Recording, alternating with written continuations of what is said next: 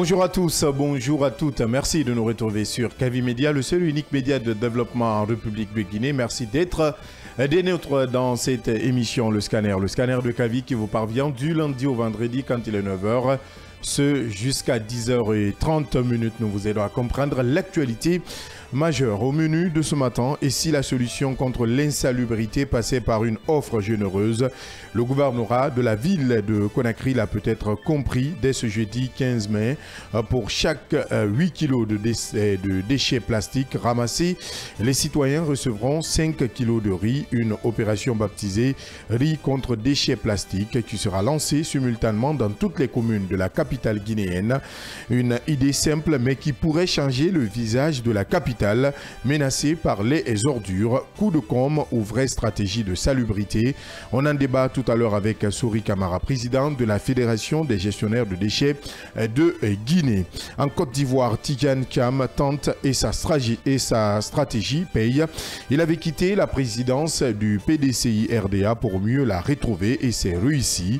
Tidjane Thiam, réélu à la tête du parti lors d'un scrutin sans concurrence, reste donc dans la course à la présidentielle, une manœuvre politique qui lui permet de contourner la justice, balayer les doutes sur sa nationalité et se repositionner comme adversaire sérieux pour 2025.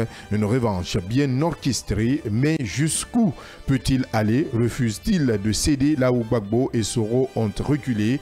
Décryptage dans quelques instants. En Mauritanie, c'est un verdict qui fait date. Mohamed Ould Abdel Aziz, ancien président, écope de 15 ans de prison, une chute spectaculaire pour celui qui a dirigé le pays pendant plus d'une décennie. Autre condamnation, dissolution d'organisation, confiscation de biens. Le couperet est tombé dans ce que beaucoup considèrent comme le procès du siècle en Mauritanie. Une justice enfin rendue ou un règlement de compte politique. On revient sur cette affaire dans cette émission, le scanner. Et puis Vladimir Poutine ne fera pas le déplacement à Istanbul. Malgré l'invitation surprise de Donald Trump, le président russe a choisi de ne pas effectuer le déplacement. Une absence qui interroge alors que des pourparlers directs sont en cours et démarrent ce matin même du côté de l'Ukraine, du côté d'Istanbul, pardon. Et une absence qui interroge alors que ces pourparlers directs avec l'Ukraine sont censés amorcer une issue diplomatique à 3 ans de guerre.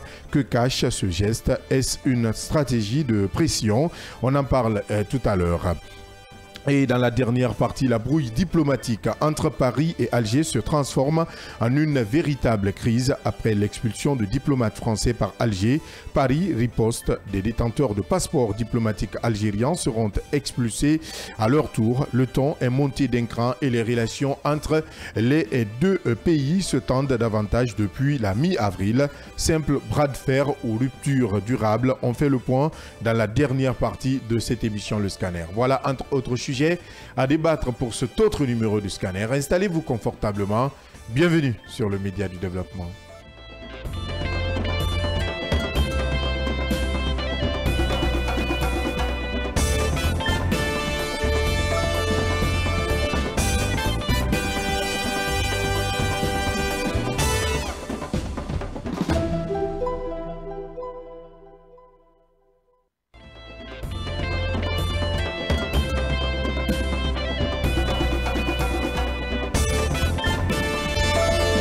Merci de nous suivre sur l'ensemble synchronisé de nos médias. Vous nous regardez à la télé, c'est sur les différents bouquets Canal Plus et Star Times. Merci de votre fidélité. Si vous êtes sur les réseaux sociaux, vous êtes forcément sur notre site d'information siaminfo.com ou sur notre page officielle Kavi TV est disponible.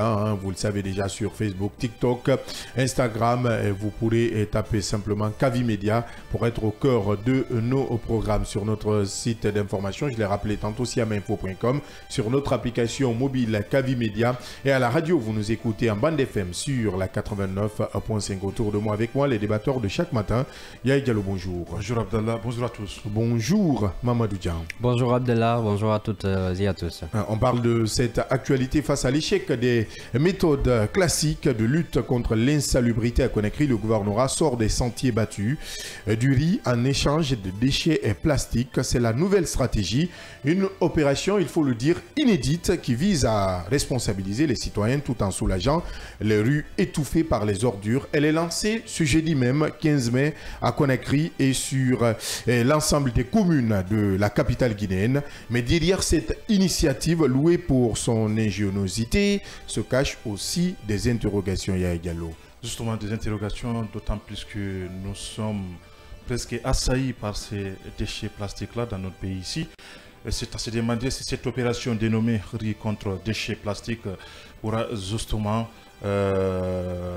endiguer ce phénomène, ce phénomène qui devient de plus en plus persistant. Alors, vous l'avez rappelé d'un schéma classique. Ce schéma classique, en réalité, n'a jamais été respecté. Pour ne pas dire que c'est un échec en ce qui concerne ce schéma directeur qui était établi en bonne et due forme, qui impliquait naturellement les PMU, les petites et moyennes entreprises, l'ANASP à l'époque. Donc, certaines entreprises recrutées à cet effet. Je vais parler de Pikini qui est en charge de la gestion de la décharge de Dar Salam. Alors, est-ce que on vient pour confirmer cet échec? Il faut le rappeler, un échec dont l'État lui-même avait contribué justement pour sa mise en exécution. Alors, cette opération que le gouvernorat a dû porter, puisqu'on a tout mis dans le cadre de la volonté du chef de l'État de pouvoir créer un environnement propre aux citoyens. C'est bien beau, mais le constat est là. Le constat, je crois que ça crève les yeux qu'aujourd'hui, nous sommes envahis par ces déchets plastiques-là. Alors, vous vous rappelez, il y a de cela 3 mois, l'État avait pris des engagements comme quoi des dispositions allaient être justement mises en place pour pouvoir interdire systématiquement la production de ces déchets plastiques non biodégradables. Alors si des dispositions jusqu'à date, parce que c'est une déclaration d'intention jusqu'à preuve du contraire, il n'y a pas eu des effets pouvant nous permettre effectivement de pénaliser éventuellement la production de ces déchets plastiques-là. Donc je pense que c'est un passage obligé pouvant permettre à ces différentes sociétés, il faut le rappeler, des sociétés qui foisonnent aujourd'hui, même l'État a du mal à dénombrer le nombre d'entreprises qui évoluent dans ce cadre-là. Donc je pense que ce sont des choses qui reviennent toujours, mais toujours est-il que le constat est là. Le constat est que ce déchet plastique, encore une fois, grandissent, se multiplient et prennent en otage les acteurs publics et quelquefois même constituent une véritable justement pollution environnementale. Et je pense que là, il faudrait que l'État puisse se réveiller. C'est bien beau de mettre en place ces arbres d'initiative, certainement. Parce que ce n'est pas anodin qu'on a choisi le riz, hein, parce que c'est la denrée la mieux partagée.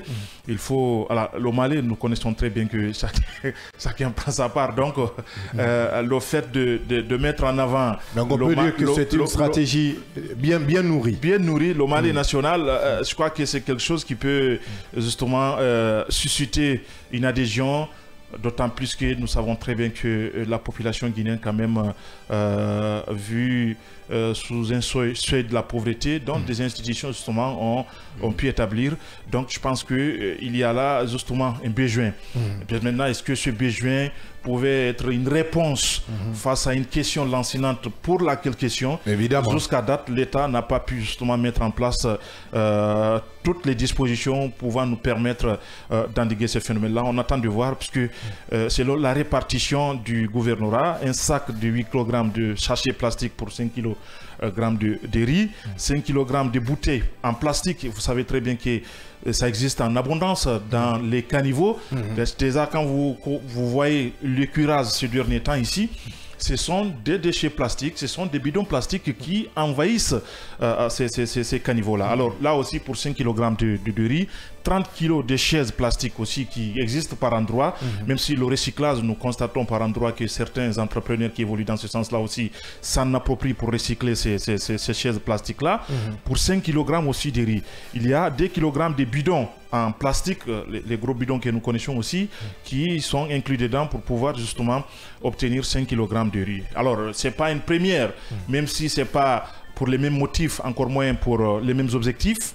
Vous vous rappelez de l'ancien gouverneur de la ville aussi qui avait exploré une telle piste à l'époque sous le professeur Alpha Condé, en l'occurrence Sidba Sorel Camara, qui avait demandé aux citoyens de Matam, c'était élargi aux citoyens de Matam avec certaines communes proches de Dixine et de Matam, pouvant justement amener les citoyens à mobiliser ou à regrouper un certain nombre de punaux. À l'époque, vous vous rappelez des manifestations intempestives qui s'est passées, justement pour éviter ces arts de pneus sur la voie publique.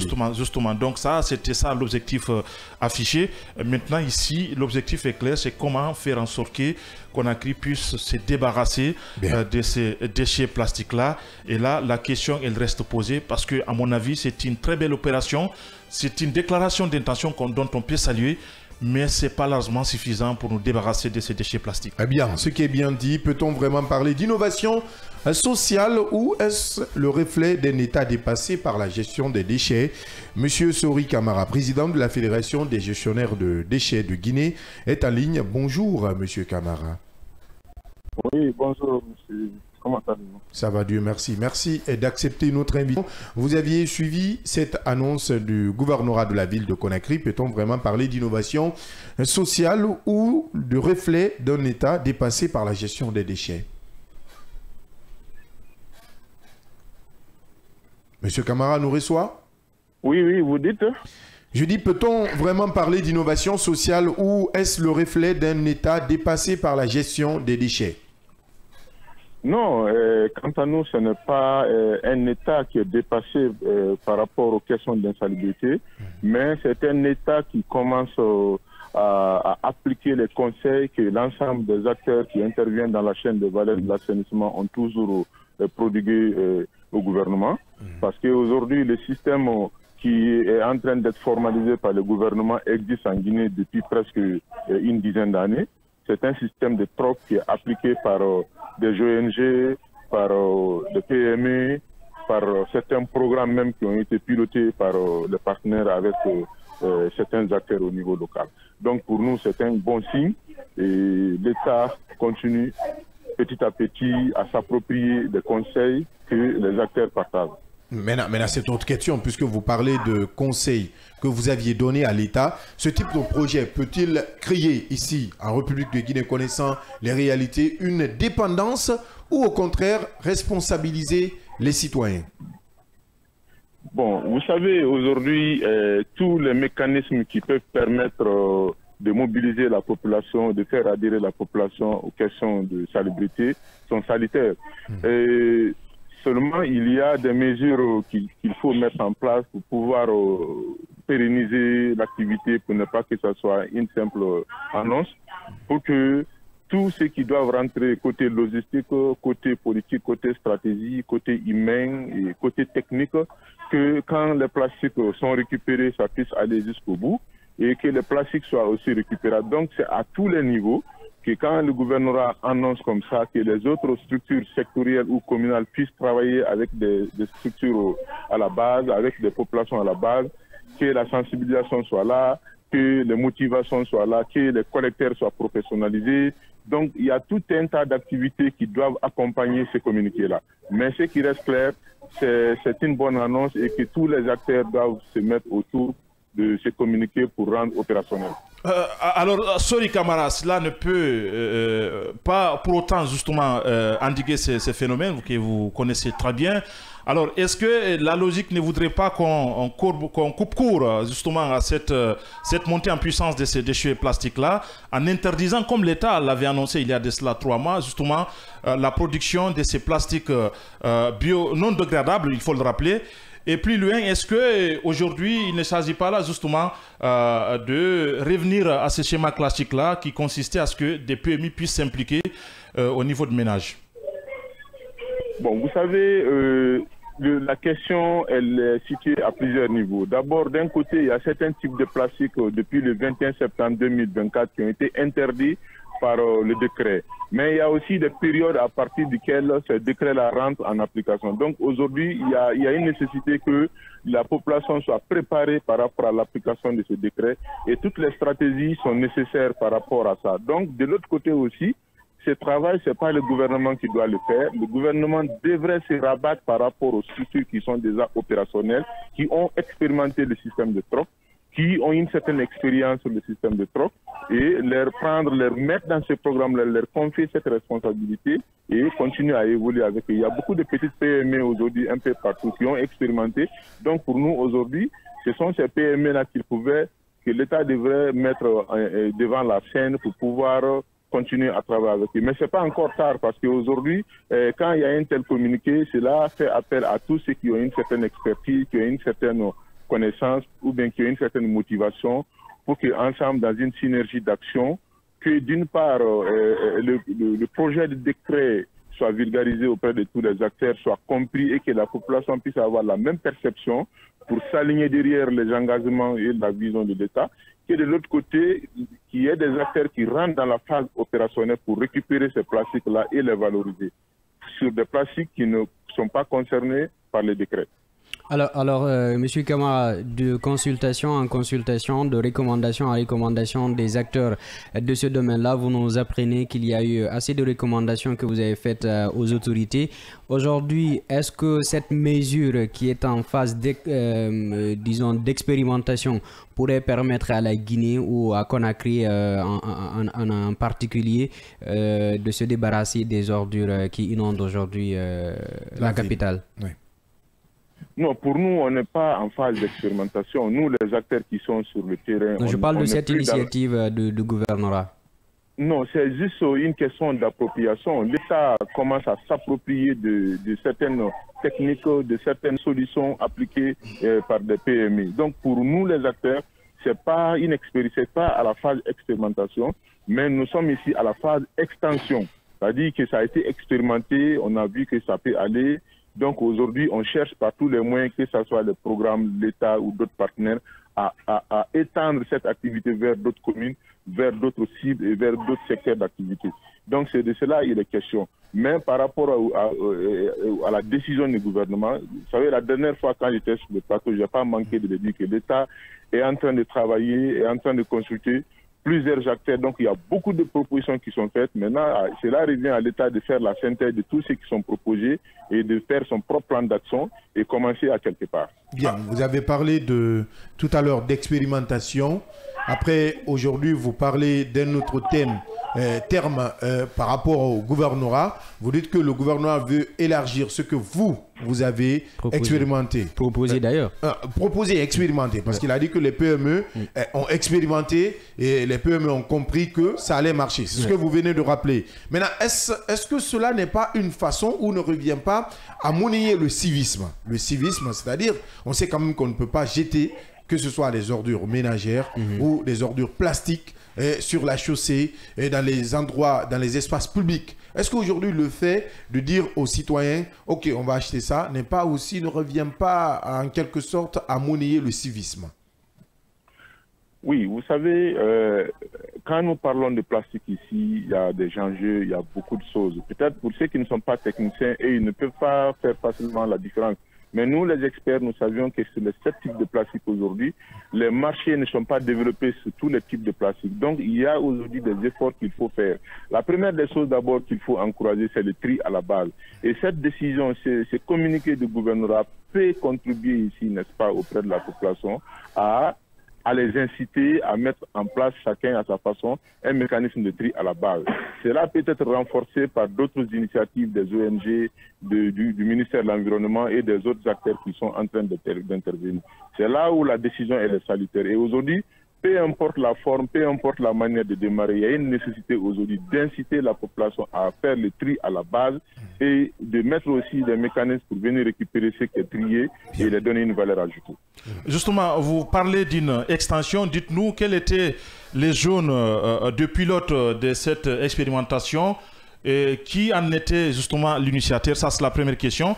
La deuxième question, où en est-on avec cette transition écologique?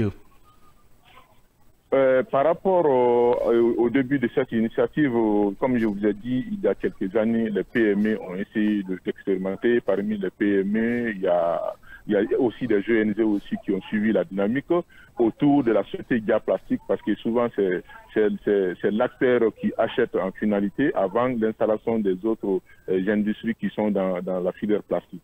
Donc aujourd'hui, il y a un mécanisme qui a été développé par des ONG comme Synergie d'Action, comme la Fédération, comme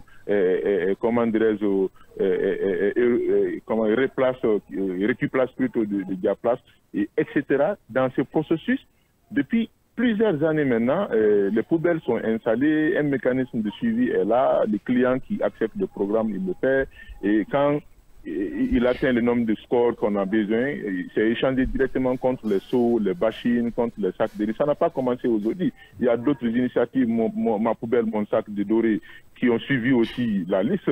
Et nous, avec nos boutiques écologiques aussi, où nous avons suspendu certains produits écologiques qu'on échange contre les biens auprès des femmes et des jeunes. Il y a aussi Fatoumata Chérif de la Fondation Shelfie Décès International à travers son éco-fonds. Donc il y a beaucoup d'initiatives comme ça au niveau national qui ont déjà commencé à appliquer le troc. Donc pour nous, ça ne date pas d'aujourd'hui. Et pour la population, elle n'est pas encore étrangère à ce qui se passe. Il y a une bonne partie de la population qui est déjà habituée à ce troc, qui bénéficie quelque chose dedans. Donc pour nous, il y a vraiment une base. Il suffit juste d'encadrer, de tirer des leçons de cette base pour pouvoir l'étendre vers d'autres zones et vers d'autres sites. La transition écologique. Maintenant, par rapport à la transition écologique, le processus il est dirigé par le gouvernement, parce que je vous ai dit, tout ce qui est politique, stratégie, c'est dans la main du gouvernement. Nous, les autres acteurs non gouvernementaux, nous mettons autour de la dynamique gouvernementale pour pouvoir l'accompagner, parce qu'on n'a aucun rôle régalien. Vous voyez, nous n'avons que des rôles complémentaires, nous n'avons que nous ne faisons que suivre les orientations nationales, les stratégies, les politiques, les engagements de la Guinée. Donc nous, on n'a pas de force à faire que de faire des plaidoyers, que d'attirer l'attention du gouvernement. Donc la transition aujourd'hui, elle est écologique, elle est extrêmement lente. Il faut vraiment que l'État fasse des efforts pour pouvoir accélérer ce processus-là. Parce qu'aujourd'hui, ceux qui peuvent aider le gouvernement à aller très vite dans ce processus écologique ne sont pas véritablement encouragés par le gouvernement. Les initiatives aujourd'hui des ONG, de plus souvent, elles sont portées par elles-mêmes. L'État n'a pas créé un fonds pour appuyer les ONG dans leur activité. Et donc, c'est un peu compliqué. Il n'y a pas un fonds national qui soutient les initiatives de gestion des déchets. Il n'y a que des programmes qui sont là, et si l'activité planifiée ne s'aligne pas derrière les objectifs de ces programmes, le programme ne peut rien faire. Donc aujourd'hui, il y a encore quelques efforts. Il faut que l'État accélère ce processus et encourage la synergie d'action et appuie déjà les initiatives qui sont opérationnelles sur le terrain. Alors, M. Kamara, Abdallah parlait tout à l'heure de monnayer le civisme. Est-ce que pour vous, exactement, cette initiative devrait continuer de telle manière, surtout inciter la population à récolter, à avoir du profit à retour de quelque chose. Est-ce qu'il ne faudrait pas multiplier la sensibilisation pour dire que maintenant, attention, la population, les déchets ne sont pas bons, ainsi de suite, ainsi de suite. Donc, aller dans ce sens-là pour ne pas dire effectivement à chaque fois qu'il faut monnayer vraiment la conscience, s'il faut dire, du citoyen guinéen. Bon, moi, je pense aujourd'hui qu'en tant que spécialiste, il y a plusieurs niveaux d'intervention, de mobilisation de la population. Dans un premier temps, d'abord, il faut l'informer pour que la population puisse avoir une bonne perception de la situation. Et après l'information, que la mentalité change, il faut sensibiliser pour que la population s'engage. Parce que la population peut comprendre sans s'engager. Donc quand elle comprend, il faut aussi sensibiliser pour qu'elle puisse s'engager. Maintenant, quand elle s'engage, en ce moment, la population va poser la question, je fais comment? Je fais avec quoi? Donc en ce moment, c'est là où les petits projets doivent venir pour l'appui logistique, pour installer les poubelles, pour faire cela. Mais derrière tout ça, il faut encore faire ce qu'on appelle l'incitation. Parmi les incitations, il y a l'instrument économique qu'il faut. Qu'est-ce que la personne gagne quand elle va le faire, hein? Parce qu'elle n'est pas obligée quand même de faire le tri. Elle peut laisser ses déchets dans sa poubelle et payer ses prestations. Il n'y a aucune loi qui la contraint qu'elle doit faire le tri. Donc, si ce n'est pas contraignant, il faut sensibiliser, il faut inciter. Maintenant, au-delà de toutes ces incitations-là, s'il y a des réfractaires qui sont contrevenants par rapport à la loi. Il faut appliquer en ce moment la loi à travers les taxes qui sont imposées. Si la personne refuse de payer les taxes, d'autres mesures qui sont prescrites ici dans les lois et dans les réglementations nationales aussi. Mais même en Europe, il y a l'incitation économique. Partout dans le monde, ça existe. On demande à la population, quand vous triez, lorsqu'on vient prendre les déchets qui sont triés, on peut monnaie contre quelque chose. Donc ça n'a pas commencé par la Guinée. Et je pense qu'il n'y a aucun mal que notre État puisse prononcer cela parce que ça fait partie de la règle de jeu. Alors, est-ce que cela est viable économiquement sur le long terme? Non, ça fait partie du système de l'économie circulaire. Quand c'est suivi et que c'est encadré, c'est viable parce qu'on ne perd rien. Et quelqu'un qui va trier ses propres déchets qui devrait, dans le passé, qui ne rapporte rien, s'il trie aujourd'hui là et qu'on lui donne quelque chose qui peut lui permettre de payer le courant, d'avoir le sac de riz, d'avoir les packs d'eau à la maison, je pense qu'il n'a rien à perdre. Mais c'est un peu ça, parce que les déchets constituent des matières premières inépuisables. Tous les jours, la production, elle est là, les mêmes quantités sont produites. Si c'est trié, ceux qui sont dans le système de tri doivent s'attendre proportionnellement au même montant. Donc, il n'y a pas de raison pour laquelle que ça ne soit pas pérenne. Si, toutefois, la chaîne de valeur, le réseau dans lequel ce communiqué est fait et entretenu, parce que c'est de ça il est question. Il faut inciter les PME à valoriser les autres types de déchets plastiques. Parce qu'aujourd'hui, ce n'est pas tous les types de déchets plastiques qui sont valorisés. Il faut mettre en place ici, n'est-ce pas, pour que les autres types de déchets qui sont interdits par la loi, qu'on peut trouver des alternatives. Donc, il y a beaucoup de mesures qu'il faut accompagner. Il ne faut pas aussi que ça soit un simple communiqué pour faire plaire aux autorités hiérarchiques ou pour faire plaire à la population pour dire que non, telle autorité est en train de travailler. Non, on en a suivi beaucoup. Il faut accompagner les communiqués, les annonces par des actes concrets autour desquels tout le monde se mobilise. Ce qui m'amène à poser cette question. Les zones de tri que nous considérons, beaucoup d'observateurs et spécialistes considèrent comme étant insuffisantes jusqu'à date, quelle sera la destination de ces déchets plastiques quand on n'en a pas de ZTT suffisantes dans nos pays? La ZTT, comme son nom l'indique, n'est qu'un élément intermédiaire. C'est la zone de tri et de transit. Donc ici, c'est un tri qui est fait à un milieu intermédiaire. Donc, c'est pas forcé que ça passe par les ZTT. Il y a les déchetteries. Chacun peut avoir aujourd'hui son propre site où il peut recevoir ses déchets et partir. Seulement que les mécanismes de financement dans le secteur de l'assainissement qui ne sont pas développés. Les gens qui ont les moyens aujourd'hui ne s'investissent pas dans le secteur, sauf ceux qui n'en ont pas parce que il y a beaucoup de craintes, il y a beaucoup d'hésitations, il y a beaucoup de vides juridiques dans le secteur d'assainissement qui font que certains n'ont pas encore le courage de prendre assez d'argent à les mettre. Mais pour le moment, on peut s'en passer d'une ZTT pour faire son travail, parce qu'avant les ZTT, le système existait. On a aujourd'hui près de 1700 collecteurs de déchets plastiques au niveau national qui prennent un peu de tout, les métaux ferrés, les déchets plastiques, les autres types de déchets, donc un peu partout.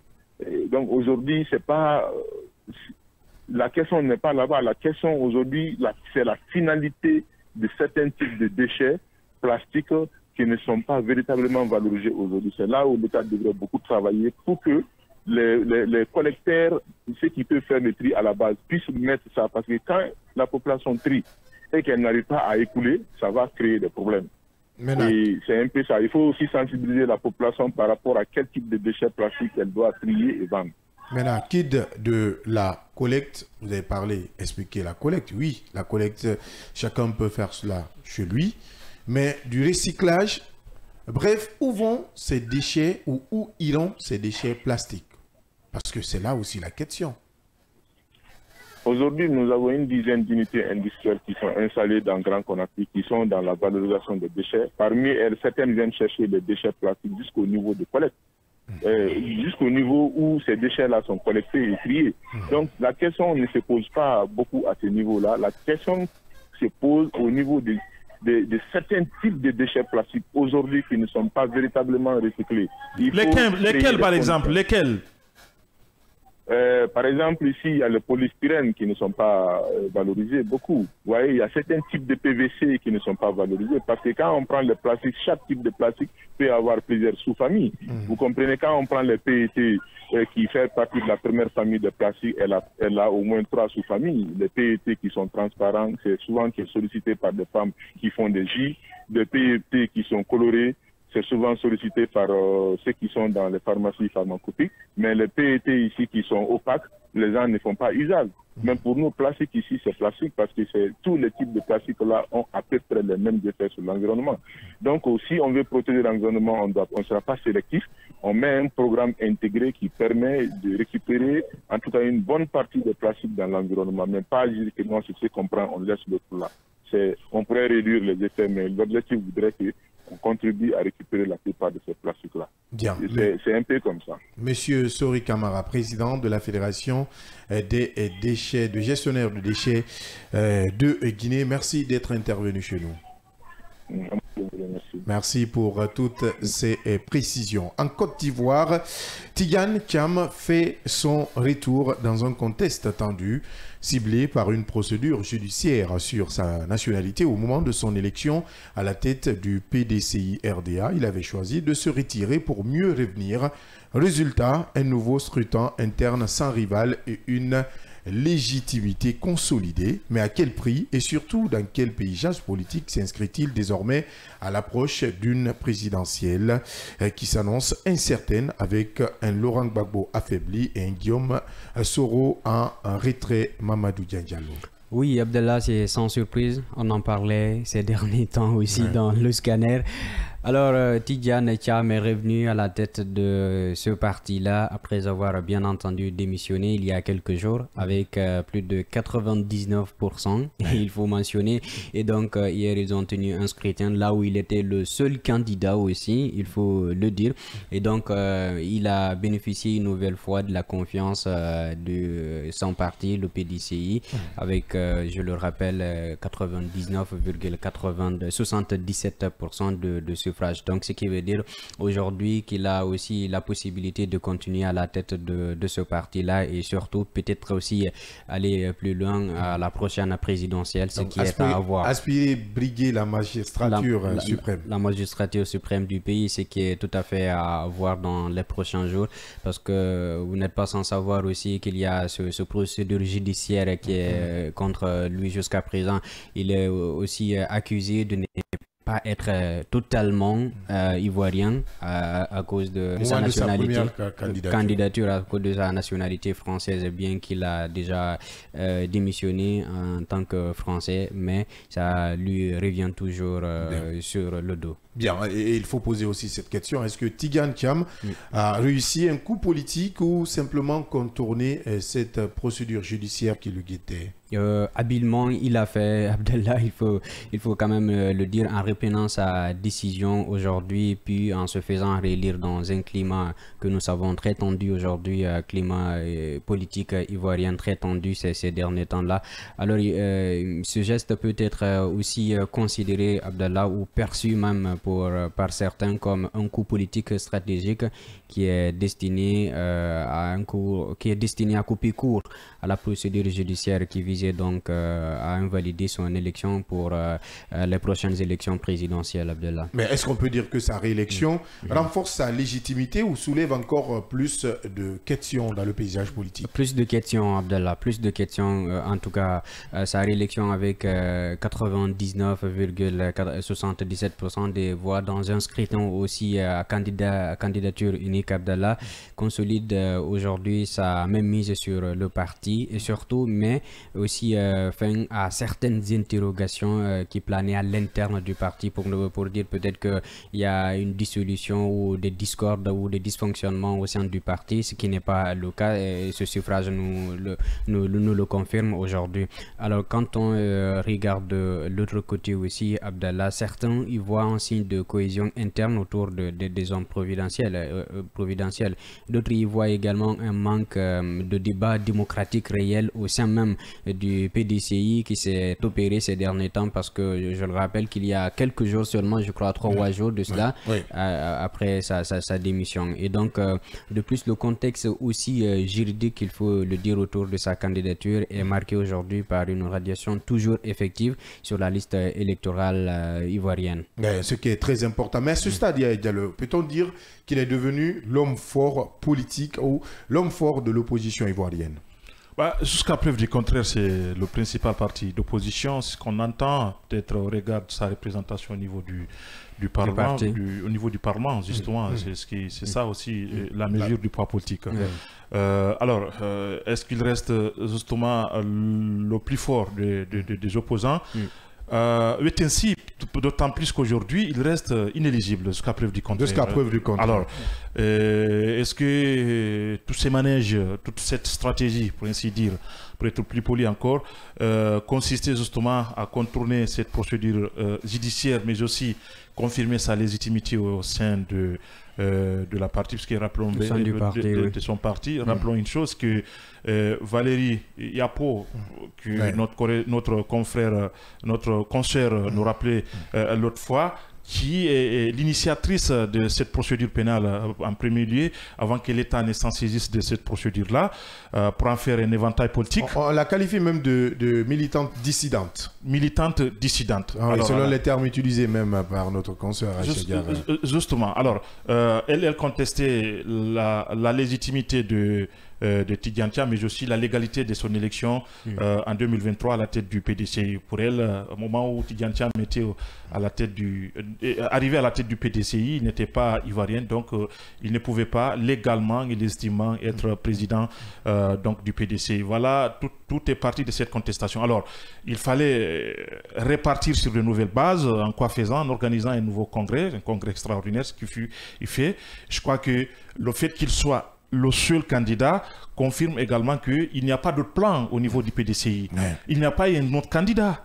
Et le vice-président du PDC, il a dit, je crois que c'est Georges Ejali qui a rappelé effectivement la nécessité, au-delà de ces bisbilles politiques au niveau de la Côte d'Ivoire, de pouvoir mettre en place un cadre de dialogue inclusif qui peut permettre à ces différents acteurs concernés-là de participer de manière apaisée à ces échéances électorales annoncées donc en octobre 2025. Je pense que nous sommes arrivés à un niveau où Tidjane Thiam semble être déterminé à aller jusqu'au bout.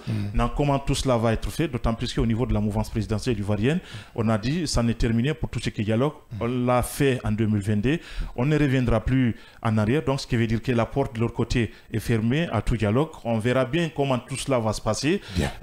D'autant plus que l'OPDCI quand même fort de son soutien au niveau de la base, fort de son histoire politique, fort de ses assises aussi, il faut le rappeler, et continue justement à appeler à un dialogue pouvant naturellement permettre à son candidat de participer à ces élections-là. Mais jusqu'à preuve du contraire, Tidjane Thiam n'est pas sur la liste électorale. Pour le moment, pas d'espoir. Justement, il n'est pas sur la liste électorale et comme tel, il n'est ni éligible ni électeur. Bien, et surtout, cette autre question, est-ce qu'aujourd'hui Tidjane Thiam est parvenu à clarifier les doutes sur sa nationalité ivoirienne ou à encore renforcer les doutes? Donc pour moi, il en a confirmé et pour un premier temps, mais deuxièmement aussi clarifié. Donc une confirmation qui consiste à dire que oui, Valérie Yapon avait raison à un certain temps de dire qu'il n'était pas ivoirien au moment où il venait à la tête du PDCI.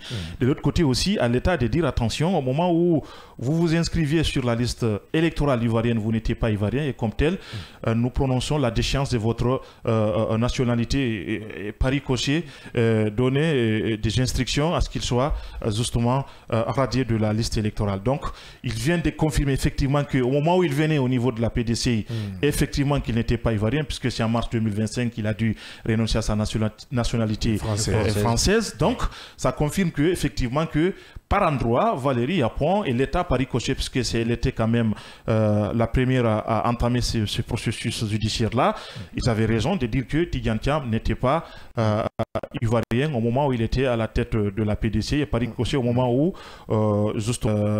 il s'inscrivait au niveau de la liste électorale. Donc ça veut dire tout simplement que il est réparti sur des nouvelles bases pour dire ok, nous sommes d'accord que je n'étais pas ivoirien, on conteste ma légitimité et la légalité, on va réorganiser notre congrès extraordinaire au cours duquel il a annoncé sa candidature. Je crois que ce qui est passé confirme largement sa légitimité à la tête du PDCI. Maintenant, la légalité elle reste posée parce que quand il ne peut pas être candidat, ça veut dire tout simplement que c'est normal.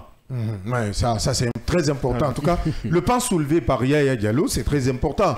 Il y a cette militante qu'on a qualifiée de dissidente, qui quand même soulevait une part de vérité. Oui, quand Thiam venait à la tête du PDCI, il n'était pas ivoirien, donc pas éligible, si on peut l'appeler comme ça. Ouais. Et le gouvernement, d'autre part, a engagé une procédure à travers beaucoup de tractations, parce que dans le retrait, dans la lettre de retrait de Thiam, il avait quand même signifié que c'est à cause des, comment je peux dire ça, le terme juste judiciaire, une menace, c'est pas une tracasserie judiciaire qui pesait sur lui. Donc, pour lui, c'était comme un harcèlement. J'y arrive, c'était un harcèlement judiciaire. C'est le terme que Thiam lui-même, il a utilisé ce jour, en tout cas dans sa lettre. Oui, il était sous un harcèlement judiciaire, donc il fallait mettre ce harcèlement judiciaire de côté. Donc, un jeu dangereux qui lui a réussi. Mais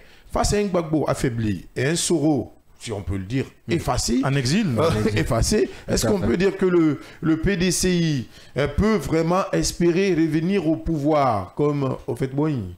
On peut l'espérer, on peut justement envisager ce piste-là, mais le contexte semble tout à fait favorable à une recomposition de l'opposition aujourd'hui ivoirienne, Abdallah, parce que vous le rappelez que Laurent Gbagbo est affaibli par des démêlés judiciaires et une certaine usure aussi politique, et Guillaume Soro, quant à lui, il est pratiquement exclu puisqu'il est à l'étranger, vous l'avez dit. Alors, le PDCI a une chance peut-être avec son histoire de base de revenir peut-être aussi sur la chaîne politique et surtout avec des militants peut-être stables un peu partout dans le pays avec plus de, je crois, 45 en tout cas localités citées notamment dans le processus de scrutin hier. 45 sites. 45 sites exactement qui ont été cités hier. Donc il y a une alternative crédible, mais toutefois Abdallah, il faut pas aussi occulter l'autre piste qui dit qu'il n'est pas encore éligible sur la liste électorale. Donc le PDCI pourrait, je dis bien, se retrouver sans aucun candidat pour la prochaine élection présidentielle si ce n'est pas encore réglé juridiquement. Juridiquement, mais Yaya, Gbagbo absent, Soro absent, si Tigane est absent, est-ce qu'on peut dire que l'opposition n'aura pas de force? C'est ce qui se dessine là. Et c'est en cela que nous disons ici, au regard de l'histoire politique ivoirienne, c'est quand même assez risqué d'aller dans ce sens-là, sans pour autant d'écouter, puisque ce sont les opposants quand même qui sont demandeurs du dialogue. Bien. Parce que, on l'a rappelé il y a de cela une semaine que la coalition CAP Ivoire, Cap Ivoire, qui avait appelé à un dialogue social, à l'apaisement, et qui invitait justement au pouvoir public, notamment le président Alassane Ouattara, de créer toutes les conditions d'un dialogue. Les différents acteurs se retrouvent. Notamment sur le fonctionnement de la CI, la Commission électorale indépendante, quand même, qui est contestée unanimement par tous les opposants, de par sa composition, mais aussi de par son fonctionnement. Alors que vous savez très bien que ce sont des machines qui sont quelquefois source de problèmes dans notre pays. Alors qu'on le rappelait ici. Dans nos pays, alors oui, dans nos pays. À la Côte d'Ivoire, il y a la Guinée avec la CENI. Justement, dans nos pays, justement en Afrique ici, et c'est à se demander comment tout cela va se passer si on n'arrive pas à tenir compte de certaines exigences préalables des opposants, parce que les élections, c'est avant, cependant, et c'est après, c'est maintenant qu'il faut essayer de créer toutes les conditions pour justement éviter un désastre aux Ivoiriens. Bien, au bout du fil, nous prenons la direction de la Côte d'Ivoire. On nous attend notre confrère Fernand Diégué. Bonjour Fernand, comment vas-tu ce matin, cher ami? Bonjour, ça va et vous-même? Oui, ça va. Merci de notre invitation et merci d'intervenir chez nous encore ce matin. Est-ce que Fernand nous reçoit? Je suis là. Allez. Fernand, nous suivons l'actualité du côté de la Côte d'Ivoire. Vous y êtes. Aujourd'hui, un jeu risqué qui a quand même payé et on peut dire même réussi. Tidiane Thiam est réélu à la tête du PDCI RDA avec beaucoup d'enjeux. Oui, Tidiane Thiam a réussi un tour de passe-passe avec la loi et le discours des autorités ivoiriennes. Il a été retiré de la liste électorale par la justice ivoirienne au prétexte que quand il s'inscrivait sur la liste, il était français, il était franco-ivoirien et la loi ivoirienne ne reconnaît pas la double nationalité, donc ayant perdu la nationalité ivoirienne. Sur ce prétexte-là, il a été retiré de la liste électorale. Et il a, dans ses déclarations, dit dans ces conditions, s'étant départi de l'allégeance française et retiré de la liste électorale, il devenait du coup apatride. Et en ce moment-là, le ministère de la Justice en Côte d'Ivoire a fait une déclaration publique pour dire que Tidiane Thiam est indubitablement ivoirien, né de père et de mère eux-mêmes ivoiriens, et que dans ces conditions, à partir du moment où il se départit de sa nationalité française, il devient automatiquement, sans autre forme de procès, ivoirien. Sous ce prétexte-là et sous cet angle-là, Tidiane Thiam a réussi le tour de passe-passe de dire, dans ce cas, je démissionne de la tête du PDCI-RDA, et rapidement, en 24 heures, il a fait organiser un congrès extraordinaire, le 9e, éclaté sur l'ensemble du territoire. Et il était le seul candidat, évidemment. Il a été élu donc à 99%. Là maintenant, il est ivoirien à part entière, il est ivoirien, exclusivement ivoirien. Et sur ce chapitre-là, Tidiane Thiam est dans sa légitimité. Alors, oui, allez-y. Mais ce qui reste justement intact, c'est que c'est sa candidature qui reste compromise. Est-ce qu'en dehors d'un dialogue inclusif entre les acteurs politiques et l'État ivoirien, Tidiane Thiam a une autre possibilité, encore une fois, d'être candidat à l'échéance électorale prochaine? Alors, dans l'état actuel des choses, Tidiane Thiam est frappé par la décision de justice, donc retiré de la liste électorale, tout comme Laurent Gbagbo, tout comme Soro Diom, tout comme Blé Koudé. Et les opposants ont demandé à l'État de Côte d'Ivoire, au pouvoir en place, d'organiser un dialogue politique pour régler les problèmes en suspens. Le pouvoir n'est pas favorable à ce dialogue et la commission électorale indépendante a été très claire, très ferme. Elle est pour la révision électorale, la révision de la liste électorale, mais après la présidentielle. Si dans ces conditions, rien ne change, dans l'état actuel, Tidiane Thiam devra attendre la prochaine révision de la liste électorale pour s'inscrire, et là il sera totalement ivoirien, mais pour les élections de 2025, deux cas se présentent à lui, soit la révision, parce que la CEI doit en principe publier la liste définitive, la liste électorale définitive à la mi-juin, donc le 15 juin, et ou alors dans ce cas le dialogue politique. Il faudra donc accélérer sûrement les discussions en interne, dans les coulisses, pour pouvoir obtenir gain de cause à ce niveau. Si cela n'est pas possible, et comme il a dit ce matin dans sa déclaration après son élection, qu'il est pour la transition, pour l'alternance pacifique au pouvoir, et donc évidemment l'équation pour lui reste donc ne pas être sur la liste électorale, donc ne pas être candidat à la présidence de la République pour 2025. Bien. Est-ce que sa réélection résout cette problématique de légitimité, puisque c'est quand même une militante qui a soulevé ce problème? Tout est parti de là. La justice ivoirienne s'est saisie également du dossier. Aujourd'hui, est-ce que avec cette réélection, Tidiane Thiam est parvenu à résoudre tout ce qui est légitimité, problème autour de sa légitimité au sein du PDCI RDA? La légitimité de Tidiane Thiam est liée à son parti politique. Au niveau de son parti politique, il est totalement légitime. Ce sont les militants du PDCI-RDA qui l'ont élu, ils viennent de confirmer leur décision pour la présidence du PDCI-RDA. La question à résoudre, ce sont des militants du PDCI qui ont saisi la justice pour protester du fait que en décembre 2023, quand ils prennent la tête, il n'avait pas la faculté, les possibilités d'être candidat puisqu'il était franco-ivoirien. Et sur la première partie, donc la présence sur la liste, la justice a tranché. La justice doit en principe guider son délibéré sur la deuxième partie. Est-ce qu'il était légitime en décembre 2023 pour être candidat? Est-ce qu'il avait, il répondait aux critères? La justice va trancher aujourd'hui. Si elle tranche, on verra bien comment ça va se passer, parce qu'entre-temps, il y a eu le coup réussi de dire il n'était pas ivoirien, il est devenu. Et la justice ne peut pas se dédier sur ce coup-là. Elle a confirmé qu'il est ivoirien, donc élu désormais à la tête de son parti. Il y est en tant qu'Ivoirien. Ce serait difficile que la justice revienne sur ce coup. Mais on attend ce que la justice va décider, comment la justice va argumenter sa décision. C'est ce que tout le monde attend aujourd'hui. Oui, bien. Alors, on disait tout à l'heure dans cette émission qu'au-delà de Tidjane Thiam, peut-être que le PDCI n'a pas eu quelqu'un d'autre. C'est pourquoi il a été le seul candidat hier. Et au regard de l'évolution de la politique aujourd'hui de la Côte d'Ivoire, si ce n'est pas Tidjane Thiam, si ce n'est pas PDCI, qui pourrait bien être justement le prochain peut-être candidat à l'élection présidentielle au niveau donc du parti? Ou ce serait perdu aussi pour le parti? Écoutez, c'est un jeu politique, hein. Le terrain est glissant, on ne dit jamais en politique. C'est vrai qu'au PDCI, il y a de nombreux cadres, mais Tidjane Thiam l'avait dit dès la première décision de la justice qui le retirait de la liste électorale. Il a dit il n'y aura pas de plan B, il n'y aura pas de plan A, il y aura un seul plan.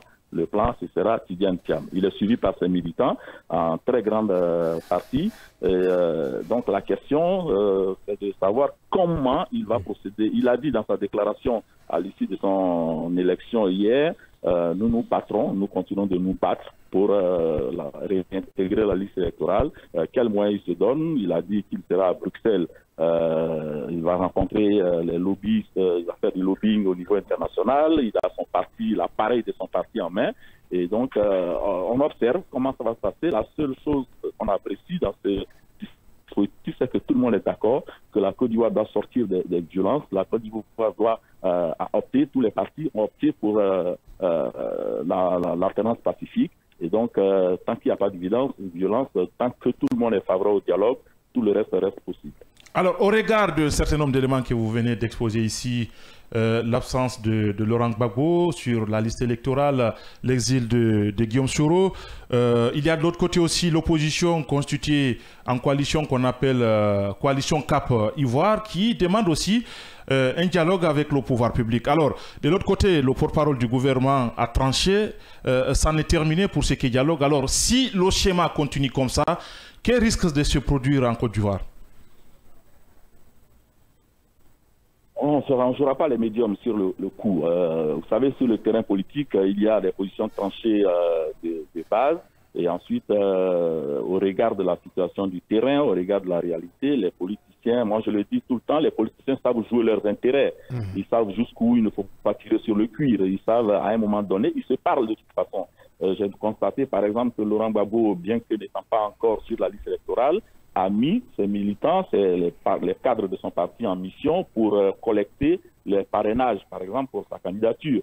Ça signifie qu'en dessous, il y a peut-être des discussions qui se mènent, qui se font. Je constate que le parti au pouvoir prépare son congrès pour désigner son candidat, parce que jusqu'au moment où je vous parle, on ne sait vraiment pas si le président sortant va remplir pour un autre mandat, ou alors est-ce qu'il va désigner un plan B pour postuler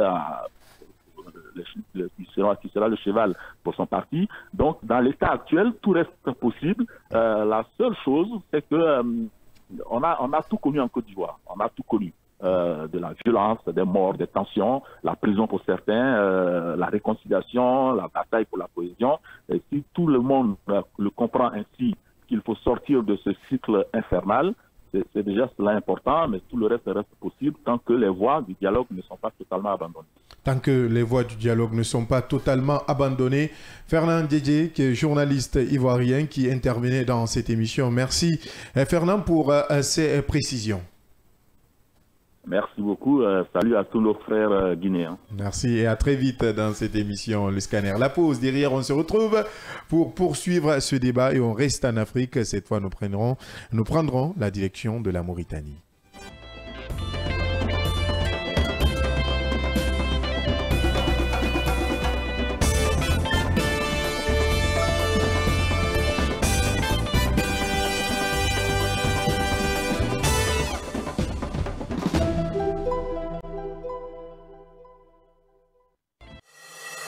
CIAC, votre partenaire d'excellence en gestion et développement. Nous sommes plus que des consultants, nous sommes votre allié stratégique à chaque étape de croissance. Des études de faisabilité de vos projets aux évaluations d'impact environnemental et social, nous fournissons des informations qui favorisent un succès durable. Nos stratégies sur mesure aident les entreprises, grandes et petites, à optimiser leurs ressources et à accélérer leurs résultats. Grâce à des programmes de formation spécialisés, nous permettons à vos équipes de diriger en toute confiance en développant des compétences essentielles comme la gestion de projet et l'intelligence émotionnelle. Quel que soit votre secteur, industrie, mine, commerce, BTP, CIAC est là pour transformer votre vision en résultats mesurables. CIAC, votre partenaire de confiance pour une réussite durable.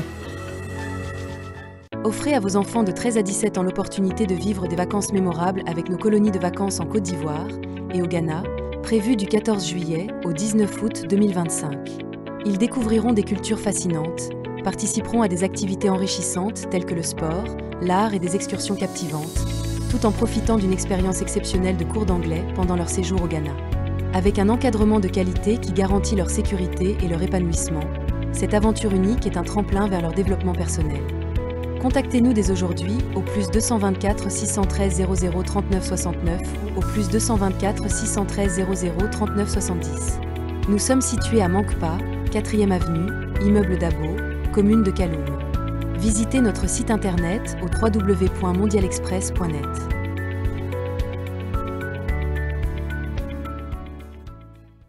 Chez Mondial Express, nous transformons vos voyages en une expérience inoubliable.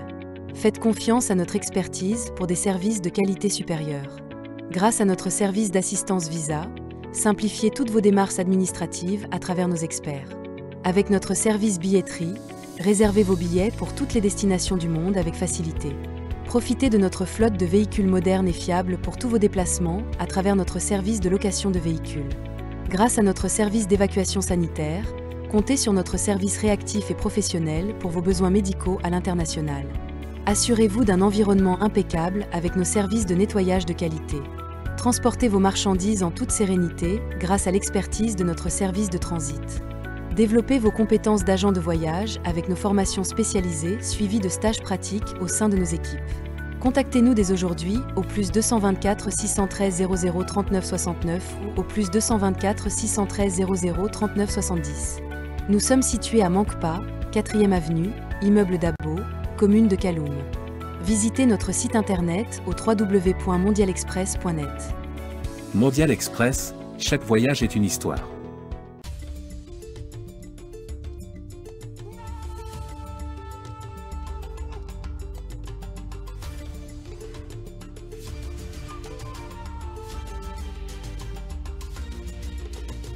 Kavi TV, la télé du développement. L'information est le meilleur carburant pour faire fonctionner les machines pour un développement durable.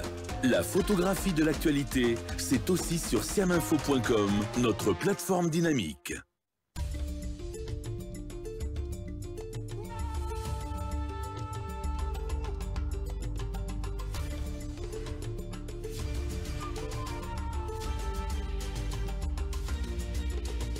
Kavi TV, la télé du développement.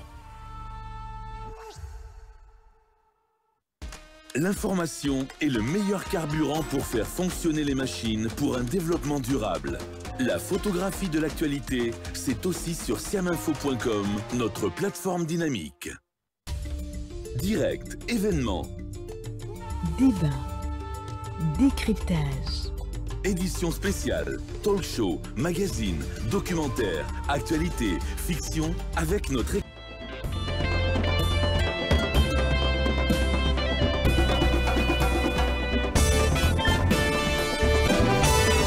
Merci de nous préférer parmi tant. Merci d'être des nôtres dans cette émission. Le Scanner, vous l'avez déjà compris, nous sommes dans la deuxième partie de cette émission. Je vous l'annonçais tantôt. On prend la direction de la Mauritanie. C'est une autre figure du pouvoir qui voit son destin basculer.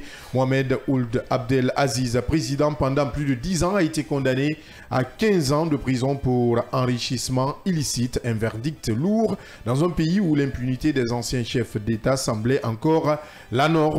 Mais derrière cette décision historique, une question persiste. Justice ou règlement de compte entre clans? Mamadou Diallo. Abdoulaye Camara, le destin de l'ancien président, vous l'avez dit, a basculé depuis hier. Il s'agit du président Abdel Aziz, justement, qui a pris le pouvoir, il faut le rappeler, en 2009. À l'issue d'un coup d'État, là où lui-même il a organisé les élections et a pris le pouvoir, et il a été réélu en 2014 aussi pour terminer un mandat en 2019 où il a organisé aussi les élections pour laisser la chance à son successeur qui est là. Alors, 11 ans de pouvoir, 11 ans de gestion, ça se questionne, Abdallah, c'est ce qui s'est passé en Mauritanie. Le pouvoir qui est là aujourd'hui a questionné le passé de l'homme Abdelaziz, le président Mohamed Abdelaziz, et ce qui a révélé qu'il y a eu beaucoup de failles, des corruptions, de détournements, d'enrichissement illicite, et voilà, l'enquête a été donc ouverte en 2019, début 2020, dès l'arrivée au pouvoir de ces nouvelles autorités, exactement. Alors, c'est parti de là, Abdallah, d'enquête en enquête, on a compris que réellement, il y a de quoi inculper l'ancien président de la Mauritanie. Et donc, à partir de l'année 2023, ils ont déjà commencé des procédures judiciaires jusqu'à l'emprisonnement même de l'ancien président avec une peine de 5 ans de prison, ce qui est donc est revenu de là, en tout cas, depuis cette date, disons en 2023, le tribunal spécial des affaires de la corruption a condamné donc l'ancien président à 5 ans de prison, je le disais, et lui a même en 2023 d'abord. En première instance. En première instance, exactement, en première instance. Et donc il lui a même confisqué ses biens. Et en revanche, le tribunal a quitté beaucoup d'anciens ministres avec lesquels il était donc au pouvoir en gestion à partir de son premier mandat jusqu'à maintenant, jusqu'à son dernier mandat, le deuxième donc. Et donc il y a eu beaucoup qui ont été acquittés, et par contre lui, le tribunal lui a condamné hier à 15 ans de prison, Abdallah. 15 ans de prison, mais est-ce qu'on peut dire que ce verdict marque un tournant pour la justice mauritanienne? Pour la justice mauritanienne, oui, mais pour la justice africaine en général, Abdallah, parce qu'il faut le dire, c'est une première, surtout quand on voit en Afrique de l'Ouest aussi un ancien président qui est condamné à 15 ans de prison pour enrichissement illicite, et surtout aussi... entre autres, hein, merci. Entre autres. Et donc, cela pourrait donner la voix à beaucoup d'autres pays, d'exemple à beaucoup d'autres pays, mais cela reste beaucoup aussi à faire, Abdallah, parce qu'il y a des possibilités d'un recours, d'un appel, de notre appel que le président pourrait éventuellement avec ses conseils invoquer. Ouais, est-ce un exemple à suivre aujourd'hui pour les États africains, ou on peut mettre ça dans le cadre d'un cas isolé? Pas d'un cas isolé, Abdallah. Ce verdict pourrait inspirer beaucoup de pays, notamment la sous-région aujourd'hui, et inciter à des poursuites des anciens présidents. Parce que même d'autres pays, on connaît l'exemple, d'autres pays en ont fait. On citera l'exemple de la Guinée où il y a eu le procès du 28 septembre, le procès historique. Donc cela a ouvert, je crois, l'aval à beaucoup d'autres pays, et donc ça n'est suivi par la Mauritanie. Mais cela dépend, Abdallah, aujourd'hui, c'est de la volonté politique des autorités en place. Ça dépendra des politiques mises en place des autorités pour poursuivre, justement, parce qu'il ne faut pas poursuivre pour poursuivre seulement et condamner pour condamner seulement. Et donc cela dépendra justement des autorités. Et cela aussi peut dépendre de l'indépendance réelle de la justice, Abdallah, parce que la justice, elle doit être indépendante, nous le savons. Et donc si la justice est indépendante, cela pourrait vraiment donner de l'espoir à ce continent et de punir justement les fautifs aujourd'hui, même les plus hauts responsables. Et dissuader ceux qui veulent s'enrichir illégalement. Yaya Diallo, peut-on qualifier ce procès d'équitable, vu la tournure de choses, le rappel historique et tout ce qui s'est passé dans cette saga judiciaire? Justement, une véritable saga judiciaire, Abdallah. Et ce qu'il faut dire, c'est que pour un premier temps, il a été condamné en première instance à 5 ans de prison, une condamnation à laquelle il a contesté. Finalement, on a interjeté appel. Je crois que ça a été quand même un véritable revirement judiciaire. Dès 5 ans, on est arrivé à 15 ans. Ce qu'il faut dire, c'est qu'au niveau de la défense, qu'on conteste déjà la décision judiciaire dont on n'arrive pas à comprendre selon la défense de l'ancien président Mohamed Ould Abdelaziz, qui, il faut le rappeler, appartenait à la même formation politique que l'ancien président, que l'actuel président Gazaoui, qui fit un de ses compagnons fidèles aussi. Et vous vous rappelez de ces élections de 2019-2020 où l'opposition avait qualifié cette élection d'une mascarade et d'un deal entre justement deux copains. Alors, c'est à se demander qu'est-ce qui s'est passé entre-temps pour qu'on puisse arriver à ce stade-là, parce que ça n'a pas pris assez de temps pour que ce revers judiciaire ces déboires judiciaires, j'allais dire, puissent commencer pour l'ancien président. Et finalement, pour lui, c'était un complot politique pur et simple. Sinon, il n'était pas... C'est vrai que c'était lui le chef de l'État, mais quand il s'agissait de la gestion de l'État, il y a des leviers dont il ne contrôlait pas. Donc, où sont... Totalement. Où sont ces acteurs avec lesquels il a dirigé, y compris même l'actuel président, qui était aussi dans la mouvance d'alors. Alors, finalement, on avait soulevé cette question liée à l'enrichissement illicite. Vous savez que la loi pour la défense liée à cet enrichissement illicite n'était pas adoptée avant justement le procès de Ould Abdelaziz. Donc, ça veut dire pour eux que ce n'était pas une loi qui pourrait être applicable sur leurs clients. Alors, de l'autre côté, au niveau de la partie civile, on a argué que la Mauritanie s'est souscrit à un certain nombre de dispositions, donc un certain nombre des instruments juridiques internationaux, donc pour lesquels instruments la Mauritanie est obligée de respecter. Donc, c'est sur la base de ces instruments que la Mauritanie a pu condamner l'ancien président pour enrichissement illicite, trafic d'influence. Donc, je crois qu'il y a un tas de chefs d'accusation aujourd'hui qui tournent autour de lui. Eh bien, si c'est au nom de la justice, on peut bien, effectivement, c'est une première dans ce pays. Et maintenant, pour les partisans de l'ancien président, c'est un complot politique. Alors, ça se demandait qu'est-ce qui n'a pas passé entre les deux anciens collègues. Qu'est-ce qui n'a pas marché? Qu'est-ce qui n'a pas marché, justement. Alors, beaucoup d'observateurs pensent qu'il y a justement des mains extérieures qui seraient justement ourdies par une puissance dont je vais taire le nom et qui voulait justement régler ses comptes avec l'ancien président. Donc, c'était le prix à payer pour l'actuel président. Bref, une main noire. Justement, une main noire, c'est d'où ces complots politiques dont Ould Abdelaziz est en train de parler. Mais tout est-il que, au nom du principe de la réduction des comptes, nous pouvons dire effectivement que c'est dans l'ordre naturel des choses. Quand on gère, il faut rendre des comptes. La reddition pour tout le monde. Comptes. Mais pourquoi maintenant, Yaya Diallo? Pourquoi lui spécifiquement? Puisque lui-même, il a posé cette question. Alors, la question reste posée, d'autant plus que dès après, vous savez très bien que c'est toujours comme ça. Il y a le cas typique de l'ancien président nigérien, Youssoufou. Youssoufou qui a fait un premier mandat, un deuxième mandat. Finalement, il s'est arrangé avec Bazoum pour que celui-ci puisse le succéder. Nous avons connu des élections au niveau du Niger, des élections qui ont été contestées. Pour beaucoup, c'était quand même une simple formalité parce que tout simplement tout était joué d'avance pour que Youssoufou puisse passer le flambeau à Bazoum. Alors, après ce deal, entre guillemets, Bazoum est advenu au pouvoir. C'est juste un exemple pour que nous puissions comprendre ce qui se passe au niveau de la Mauritanie. Bazoum est venu au pouvoir, un an de gestion, après un an de gestion du pouvoir, finalement, ce n'était pas justement l'amour parfait qui existait entre les deux, entre Bazoum et son mentor. Et finalement, tout est parti de ce désaccord entre justement Bazoum et son mentor. Et finalement, ce coup d'État est advenu parce que pour beaucoup, après le coup d'État, l'ancien président nigérien n'avait pas condamné le quota. Donc, le principe qui dit que qui ne dit rien consent, ça veut dire tout simplement qu'il y a quelque chose qui s'est passé.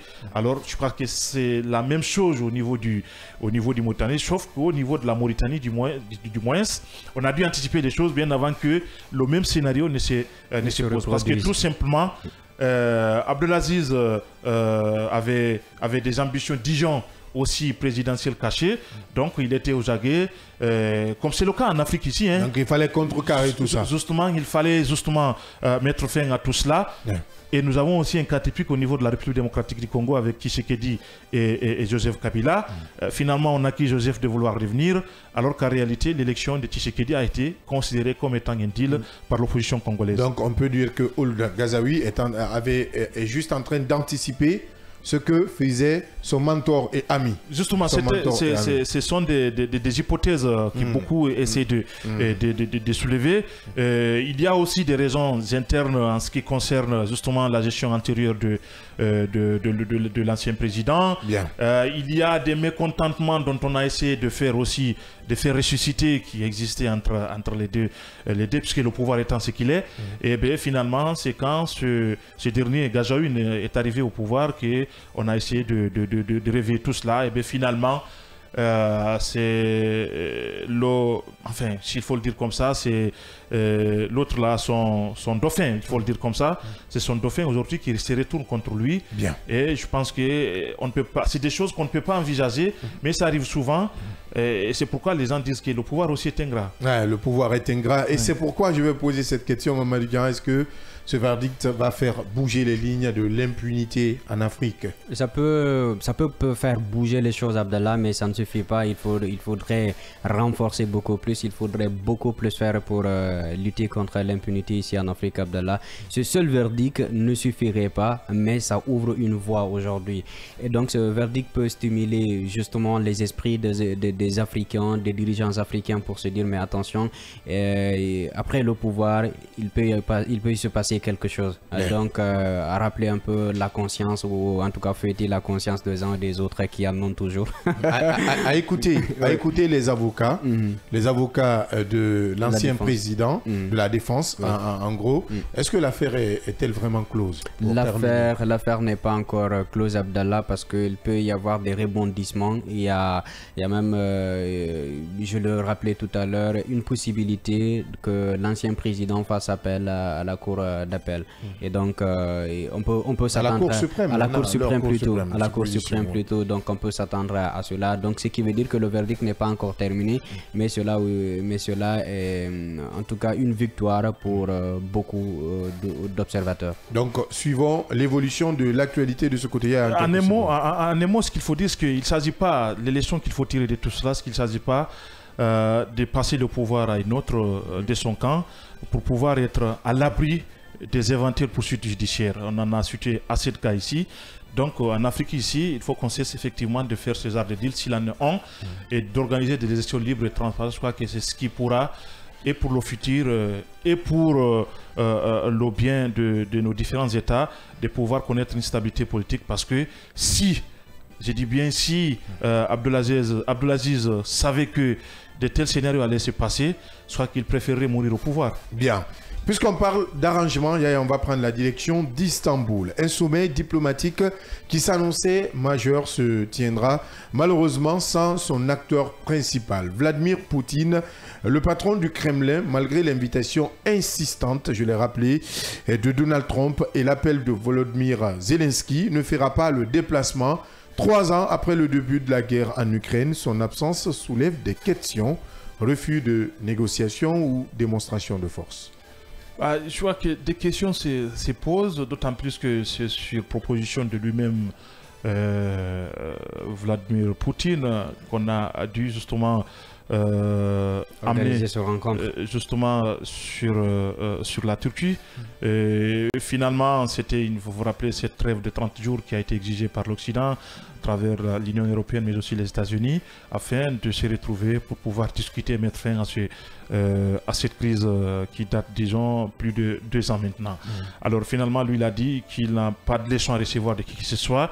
Il veut directement discuter avec l'Ukraine. Donc, Russie, Ukraine, il préférerait cette discussion directe pour pouvoir mettre fin et définitivement fin à ces conflits-là. Et finalement, Istanbul a été choisi comme étant le lieu de rencontre. Une rencontre quand même où lui-même Poutine était annoncé. Et à la surprise générale, c'est à la dernière minute qu'on nous a annoncé effectivement que la délégation russe allait être composée par son conseiller personnel, qui est notre Vladimir aussi, par son premier vice-premier ministre, mais aussi par le directeur des renseignements généraux de la Russie. Alors, ça veut dire tout simplement que ce n'est pas une mission purement diplomatique, mais c'est une mission, disons, politico-militaire liée, et donc qui compose cette mission pour les négociations. Alors, tout est-il que de l'autre côté, il y a l'Ukrainien quand même qui n'a pas changé de position, qui veut bien, en dépit de toutes les alertes, puisqu'il avait rappelé que tout cela consiste justement à faire perdurer les choses, parce que Poutine se croit être en position de force, donc c'est lui qui doit pouvoir gérer l'OTAN. Donc pour Zelensky, ce sont des manœuvres qui consistent justement à tourner ou peut-être à divertir l'opinion internationale. Mais je crois que lui déjà, il avait déjà compris que c'était déjà justement une question qui consistait à ce que le président Poutine puisse justement gagner du temps et continuer à frapper, parce que les frappes continuent. Donc là, il y avait le président américain qui a été annoncé aussi, Donald Trump, il devait prendre part, parce qu'on avait dit quand même que c'était une rencontre de toutes les chances, de tous les dangers, pour pouvoir mettre fin à ces conflits-là, éventuellement trouver des solutions. Alors, au niveau de la Russie, on a dit, écoutez, ceux qui composent cette mission sont les mieux placés pour pouvoir discuter avec les autorités ukrainiennes. Quand nous prenons le conseil personnel du président russe, c'est l'ancien ministre de la Culture donc russe, et qui est un fin connaisseur de l'Ukraine. Donc pour cette posture-là, on a dit au niveau de la Russie, c'est le mieux placé pour pouvoir échanger avec les Ukrainiens, pour pouvoir les convaincre et les faire comprendre qu'il s'agit du même peuple. L'Ukraine et la Russie, c'est le même peuple. Rappeler l'histoire pour pouvoir effectivement amener les deux États à s'entendre. Alors, autre chose qu'il faut soulever, est-ce que maintenant, avec tout ce que nous voyons aujourd'hui, Vladimir Poutine ne veut pas qu'il y ait ce qu'on appelle des intermédiaires dans le cadre de la résolution de ces problèmes, parce que si tel est le cas, ça veut dire tout simplement, éventuellement, s'il y aura des accords qui vont être signés, ça va être des accords assez fragiles, parce qu'à tout bout de champ, ceux qui sont les intermédiaires, naturellement, c'est l'Occident, à travers les États-Unis, l'Union européenne, qui constitue l'OTAN aujourd'hui, et qui sont les soutiens de facto de l'Ukraine, et qui mettent la pression et qui menacent déjà d'engager des sanctions supplémentaires aussi contre la Russie. C'est pourquoi je vais t'amener à cette autre question, Yaya. Peut-on croire encore à une issue diplomatique tant que lui, Vladimir Poutine, ne refuse de dialoguer en personne avec Volodymyr Zelensky? Le refus de dialoguer en personne avec Vladimir Poutine, à mon avis, se repose sur une simple stratégie, celle qui consiste à dire on n'est pas arrivé à ce stade d'abord, et que la stature de Vladimir Poutine au niveau international et celle de Zelensky ne sont pas, disons, comparables, et que comme tel, s'il y aura dialogue, il y aura justement des délégations russes qui peuvent se déplacer partout là où le besoin s'exprime pour pouvoir discuter avec Zelensky. Parce que pour lui, en le faisant, et c'est l'opinion de plusieurs observateurs, il se ridiculiserait vis-à-vis de tout ce qui se passe aujourd'hui, parce que c'est quelqu'un aujourd'hui qui se pose juste comme étant un contre-pouvoir sur l'échiquier mondial. Donc comme tel, il a ces conditions qu'il garde à son niveau, qu'il va au moment venu mettre sur table, parce que de toute évidence aujourd'hui, on a compris que, en dépit de tout ce qui s'est passé, que ce soit sous le magistère de l'ancien président américain Joe Biden, que ce soit sous le magistère de Donald Trump, les nids ne l'ont pas bougé. Donald Trump avait promis de mettre fin en 24 heures ce conflit-là. Alors, il y a plus de 100 jours depuis qu'il est au pouvoir. Jusqu'à présent, la crise continue de s'aliser, parce qu'au début, il avait fait une proposition qui était totalement favorable à Vladimir Poutine. Alors, entre-temps, il y a eu des échanges entre alliés. Et cette position a changé. Et puis finalement, je crois que c'est ce qui a fait quand même changer aussi la position de Vladimir Poutine, qui consiste à dire attention, si vous avez changé initialement les positions que vous avez mises sur table, parce que là c'est une discussion directe entre Vladimir Poutine et Donald Trump, c'est ce qu'il avait promis, qu'il allait discuter directement et s'entendre éventuellement sur l'issue de ce conflit-là. Alors tout cela est mis à côté encore, et nouveau rebondissement, il faut repartir sur de nouvelles bases pour pouvoir trouver des solutions. Ça veut dire tout simplement que aujourd'hui, Vladimir Poutine a toutes les clés en main pour pouvoir poser ses conditions à lui. Maintenant, est-ce que ces conditions seront acceptées ou seront acceptables par l'Ukraine et par ricochet par l'Occident, attendons de voir ce qui va se passer au niveau d'Istanbul. Bien, c'est pourquoi, Dian, aujourd'hui, on a entendu le contexte géopolitique. Est-ce que l'absence de Poutine va renforcer de plus la position russe sur le terrain? Oui, ça renforce déjà parce qu'on posait la question de savoir il y a ces derniers temps dans cette émission même, est-ce que c'est une stratégie que Poutine est en train de mettre en place pour gagner du temps, pour gagner du terrain militaire aussi?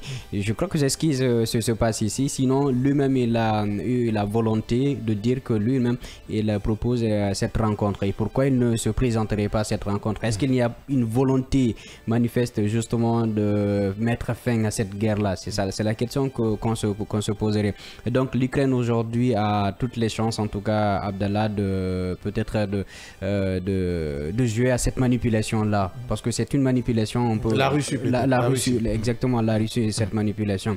Alors en maintenant une occupation d'environ 20% déjà du territoire ukrainien et voilà, entre autres, cette absence de dialogue aujourd'hui diplomatique, Abdallah, a jusqu'ici indirectement ou même directement renforcé la position de la Russie en permettant une stabilisation des lignes de front sur l'Ukraine. Mais est-ce que Poutine a intérêt à négocier, puisqu'il joue à la stratégie? Est-ce qu'il a un intérêt pressant de négocier? Il peut bien avoir un intérêt, mais comme on l'a dit, il joue à des stratégies pour le moment, un peu.